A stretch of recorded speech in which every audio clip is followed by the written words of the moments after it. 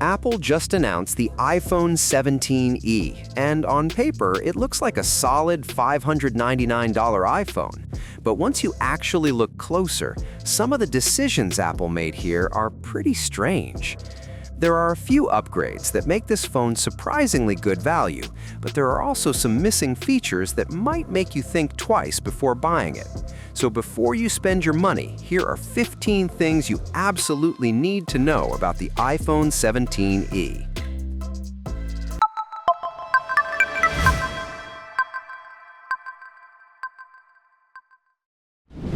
Let's start with the biggest disappointment. Almost every major leak suggested that the iPhone 17e would finally adopt Apple's Dynamic Island, bringing it in line with the rest of the modern iPhone lineup. But that didn't happen. Apple kept the same notch design, which immediately makes the phone feel a bit dated compared to newer iPhones. And that's especially frustrating because visually, this means the front of the phone hasn't really evolved. In fact, the display itself is exactly the same 6.1-inch panel used on the previous model.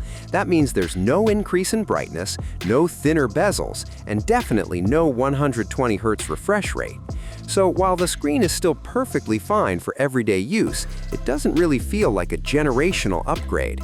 If you were hoping for a smoother or more modern display experience, this might be one of the biggest drawbacks of the iPhone 17e.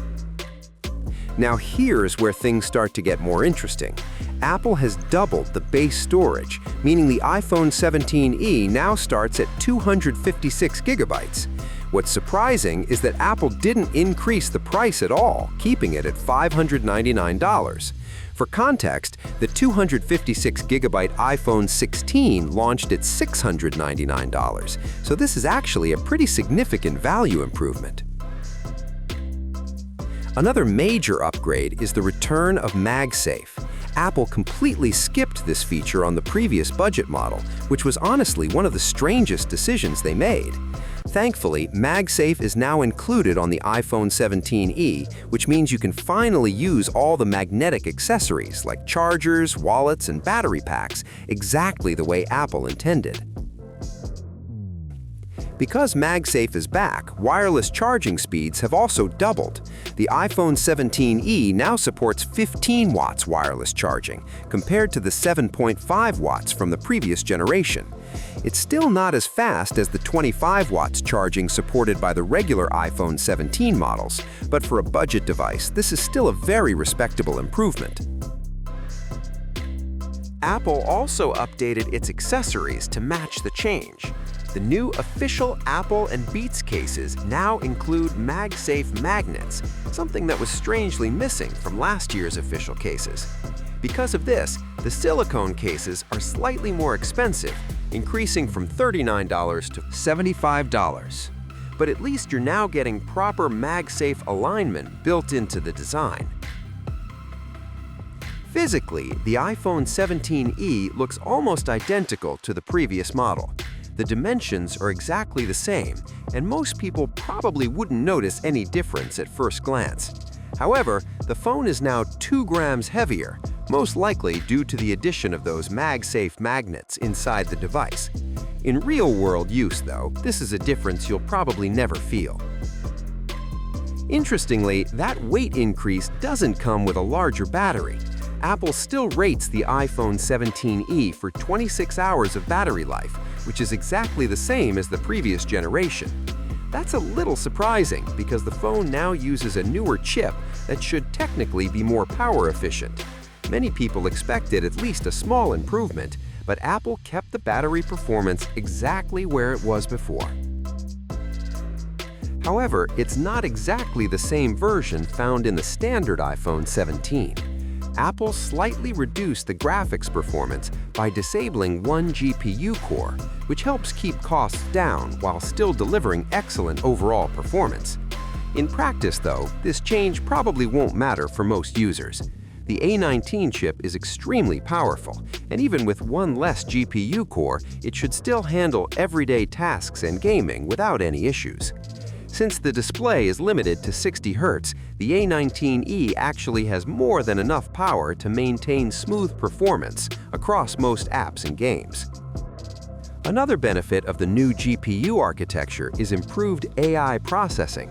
These GPU cores include built-in neural accelerators that help speed up machine learning tasks and AI-powered features. This means the iPhone 17e should still handle Apple's newest AI features very well, even though it's positioned as the more affordable option in the lineup. Apple also introduced a new C1X connectivity chip, which replaces the previous generation's C1 processor.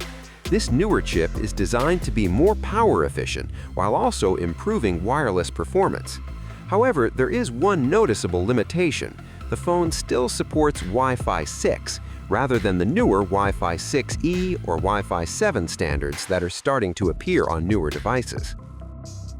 When it comes to the camera, things are mostly unchanged. The iPhone 17e still uses the same camera hardware as before, including the same 48-megapixel main sensor.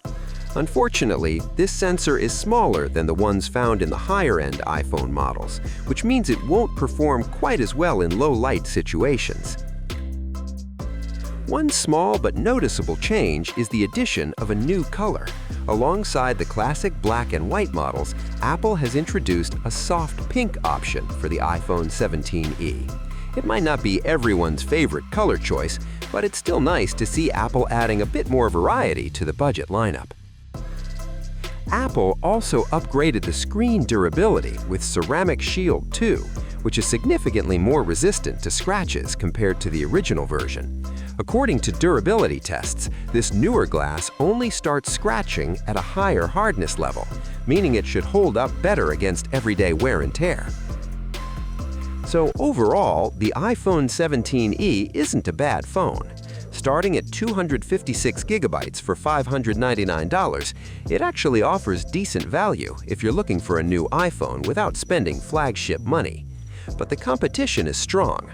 Refurbished models like the iPhone 15 Pro or iPhone 16 can often be found for a similar price, and Android alternatives like the Pixel 10a or Samsung Galaxy S25 FE offer features like 120Hz displays, larger batteries, and more versatile cameras.